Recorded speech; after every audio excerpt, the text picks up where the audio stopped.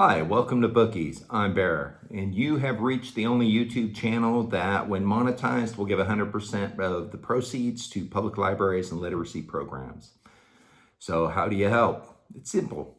Simply subscribe and enjoy some good book reviews. Published in 1987, Toni Morrison's Beloved won a Pulitzer Prize. The novel is based on a true story of an individual by the name of Margaret Garner. Margaret was an escaped slave who killed one of her children rather than let that child be returned to a state of slavery. In Beloved, Morrison invents the interior thoughts of this character, and she also gives life to the ghost of the murdered child. One might ask, this is the third book in the book hunt for this year, so it's in the book hunt, so is it scary? And it's not. It's better than that. It's meaningful. When the novel opens, our main character, Sethe, has been an escaped slave and living in Ohio for about a decade. Her family is largely dissolved. Her two boys have left home, purportedly for fear of the ghost that inhabits the house, but maybe it was fear of the mother who did kill one of their siblings in order to prevent that child being returned to a state of slavery, just like the historical character. Sethe succeeds in killing her one child, Beloved, and her other daughter, Denver, is the only child that remains with her. Sethe and her daughter Denver are consumed by thoughts of the spirit inhabiting the house, whom Sethe believes to be her daughter Beloved that she had slain. And that spirit is angry. The haunting is well known by everybody in the neighborhood. It can be heard from outside. So why? Well, anything dead coming back to life hurts, right? And people that die bad don't stay in the ground. So when a visitor from Sethe's past arrives, that visitor is able to scare the ghost away. However, what comes in the place of the ghost might be harder to bear. When the ghost is threatened away, it has no choice but to return in the flesh. And so, Beloved moves into the house with Sethe and Denver.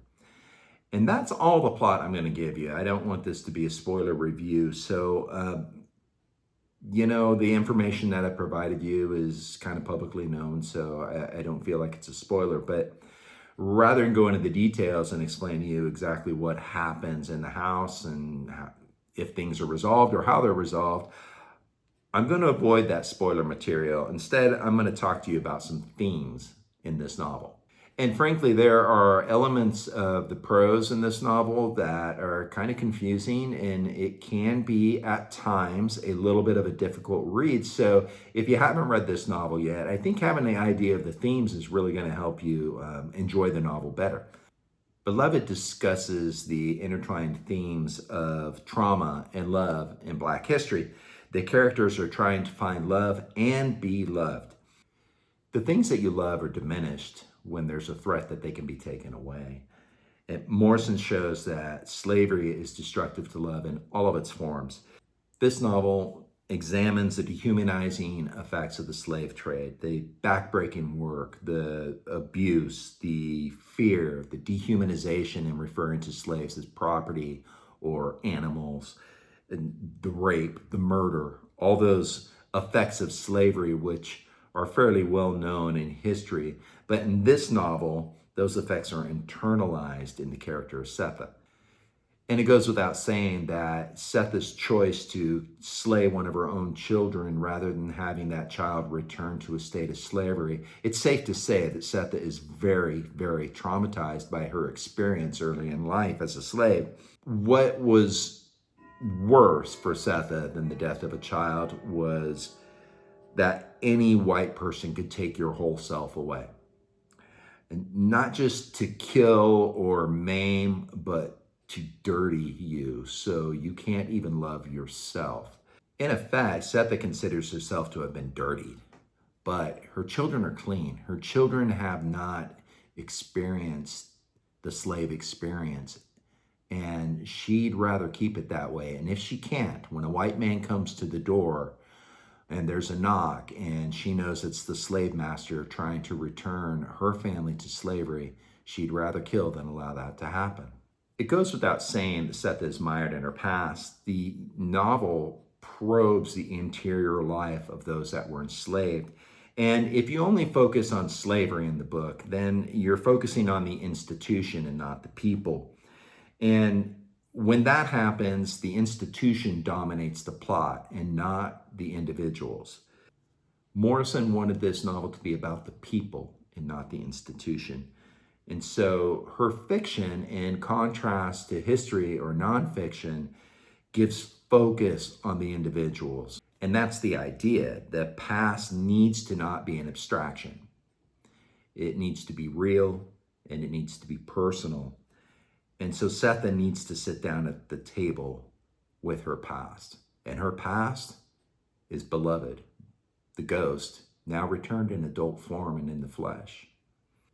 And in this way, the confrontation becomes real. It's inevitable, so it can't be dismissed. The anger and the sorrow becomes palpable.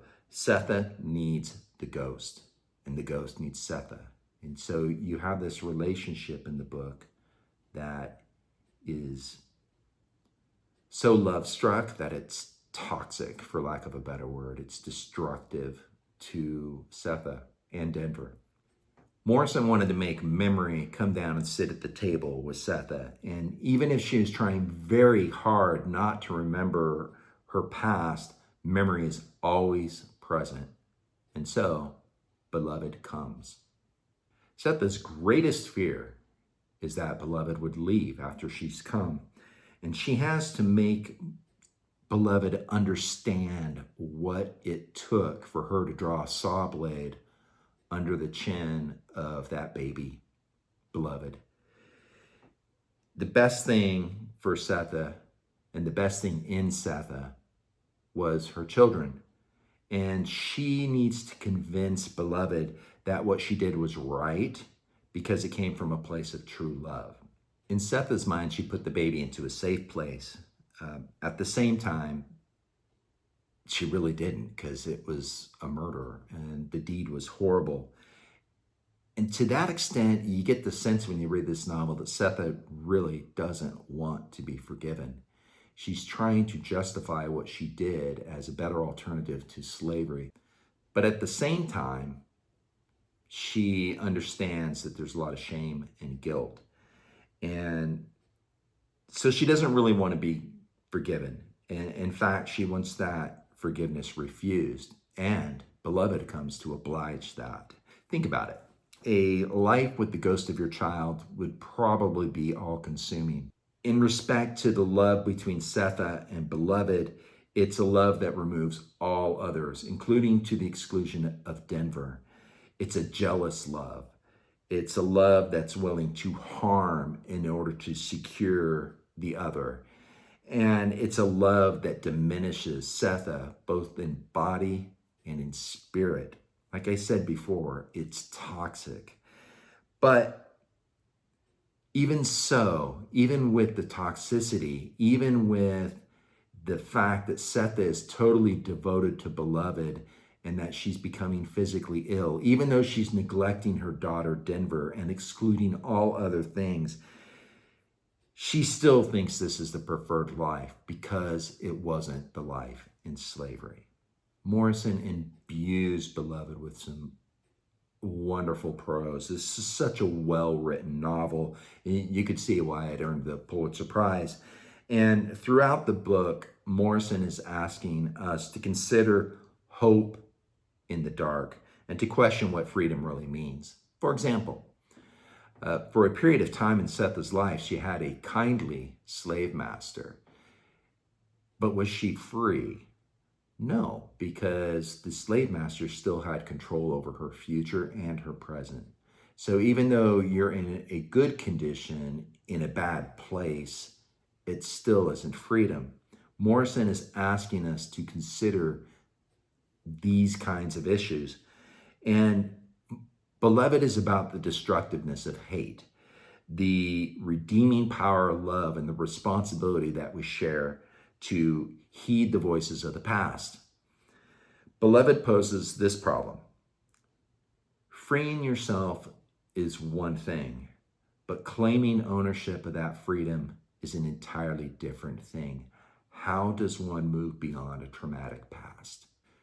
Beloved does accomplish its goal. It does describe the interior life of an individual that is so grievously harmed by the slave experience. It describes how love could compel a mother to take such extreme measures in the slaying of a child in order to save that child from a future evil. For its lush prose, for its humanization of those that were dehumanized by the institution of slavery, for giving voice to the slave experience in the interior life of a character so grievously impacted by slavery. This novel is a story that I think must be told. And to that extent, I'm going to give it 4.5 stars out of 5. And with that, I would like to encourage you to like and subscribe to this channel. Right about now, you'll see a little picture of a naval officer in choker whites. That's me, believe it or not. And if you click on that, you should be able to subscribe to the channel. And once we can get to 1,000 subscribers, and believe me, I promise you, I will keep at this until that occurs. Once that happens, YouTube's going to monetize this channel. And then it would be my hope that I could begin many of these reviews with showing you a check that's being written to a public library, either one in my location or in yours. That's all for today, everybody. Have a great day, and God bless.